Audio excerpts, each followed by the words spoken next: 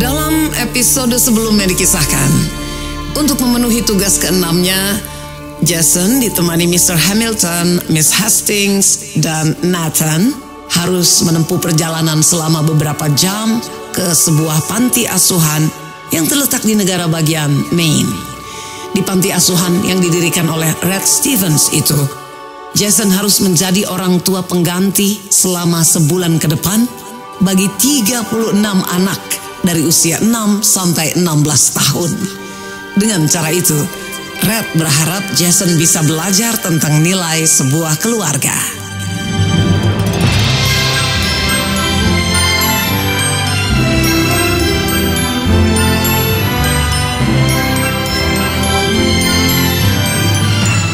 Anugerah tertinggi.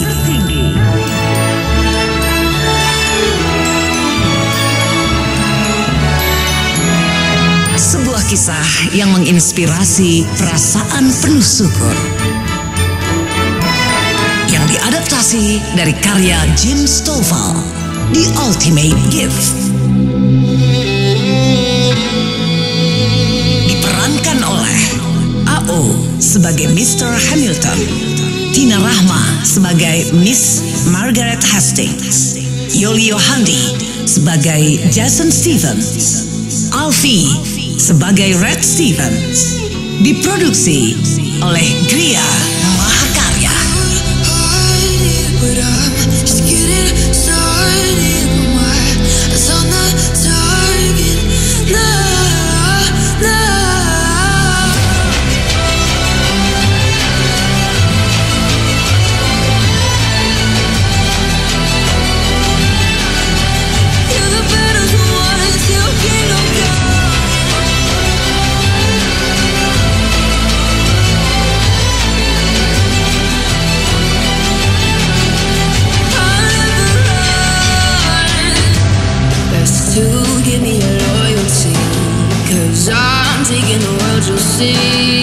They'll be calling me, they'll be calling me royalty.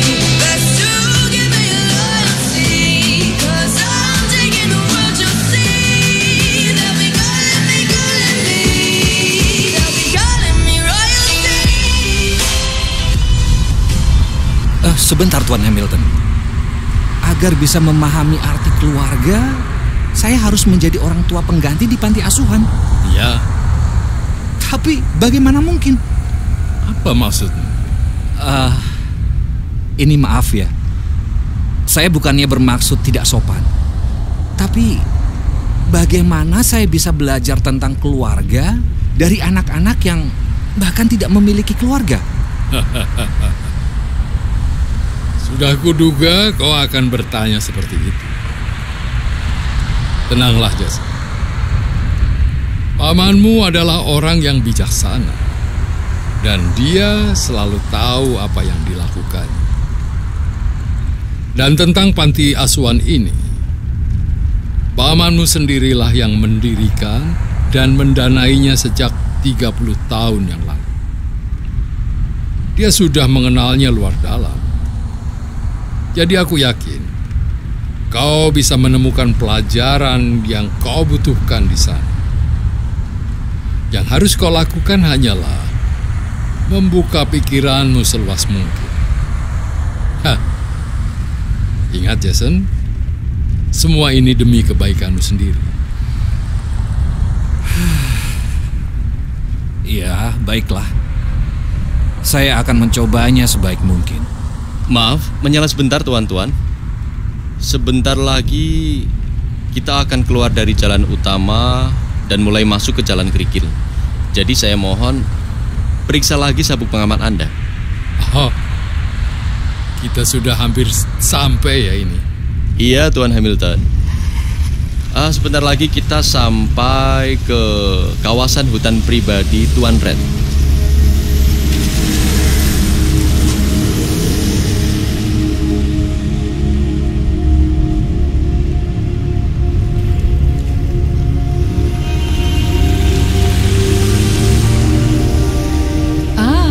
Ini dia. Aku selalu merindukan kesejukan the green grass of Red Steven. boleh aku buka kaca jendelanya, Nathan? Sudah lama aku tidak menghirup segarnya udara di sini. Oh, silakan. Silakan saja, Miss Hastings. The green grass of Red Stephen.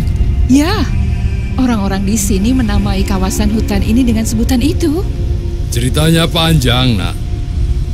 The Green Grass of Red Stephen itu sebutan yang awalnya muncul dari para aktivis lingkungan hidup untuk menghormati jasa pamanmu. Penghormatan untuk Paman Red dari aktivis lingkungan hidup. Iya.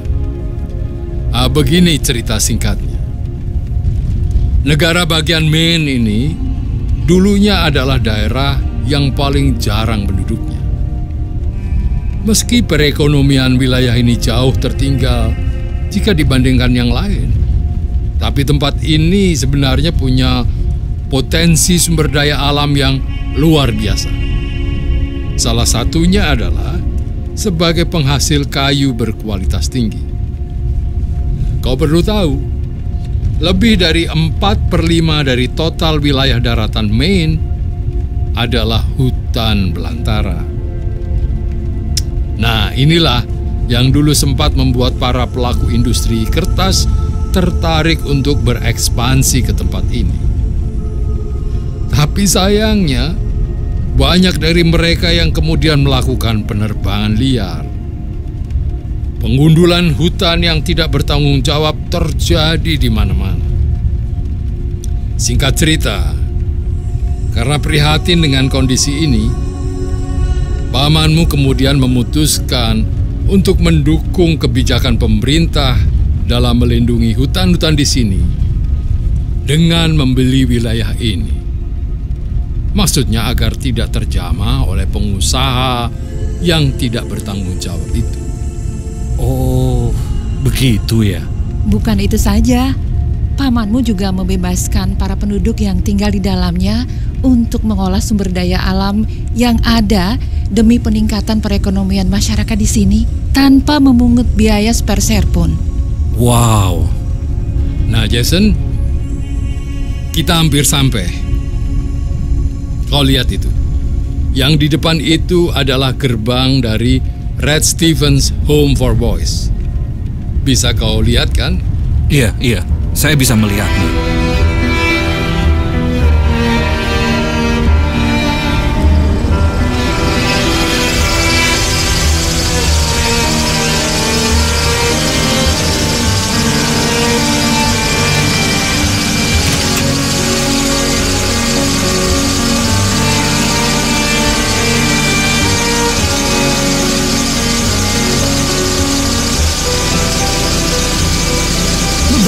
Kemudian, sampailah mereka ke panti asuhan. Nathan menghentikan limusin itu di halaman depan yang dikelilingi beberapa bangunan utama.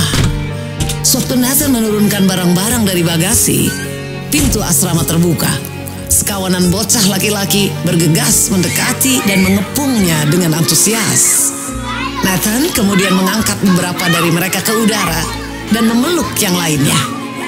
Setelah terjadi obrolan seru beberapa menit di antara mereka, Nathan menyuruh bocah-bocah itu untuk kembali masuk ke asrama.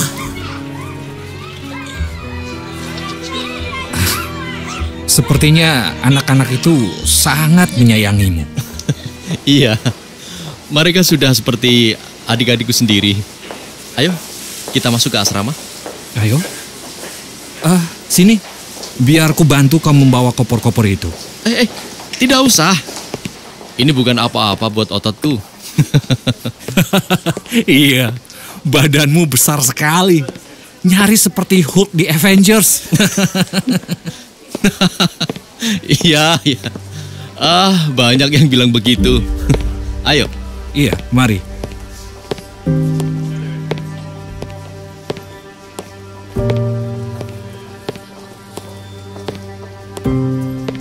Nah, di ruang Geronimo inilah nanti kau tidur. Sedangkan Mr. Hamilton dan Miss Hastings akan tinggal di apartemen tamu di sebelah gedung administrasi. Geronimo? Ya. Beberapa ruangan di sini diberi nama dengan nama-nama pejuang tangguh.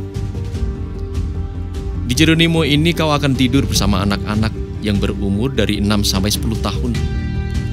Seperti yang kau lihat, di sini ada 2 deret ranjang susun yang berjajar dengan loker di antara setiap ranjang. Di setiap loker dan ranjang tertempel nomor dan nama masing-masing anak. Ayo masuk.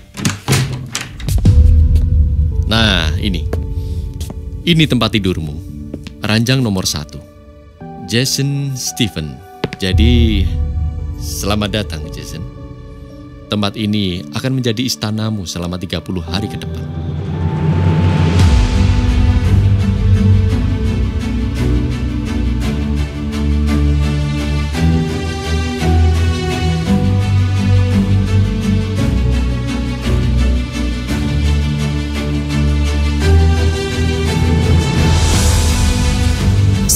Berjalan mengelilingi ruangan itu dan memperhatikan satu persatu nama-nama yang tertempel di masing-masing tempat tidur, Jason membuka jendela kayu yang ada di sudut ruangan.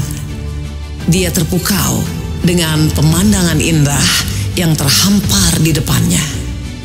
Nathan menjelaskan kalau itu adalah rangkaian pegunungan Appalachian yang membentang dari Maine sampai ke New Hampshire dan berakhir di Gunung Katahdin yang berada di Baxter State Park.